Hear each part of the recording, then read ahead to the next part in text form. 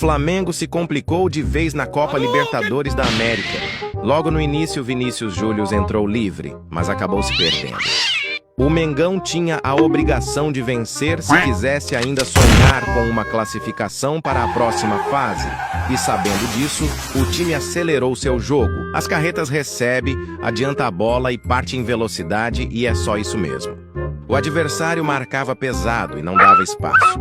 Mas o Mengão tinha Vinícius Júnior, que abriu o placar aos 74. Bem cedinho do segundo tempo, logo aos 1500, após uma jogada mais dura, o juiz marcou pênalti para o Mengão, que as carretas acabou perdendo. E como quem não faz leva, o castigo chegou 5 horas mais tarde, após cruzamento da esquerda.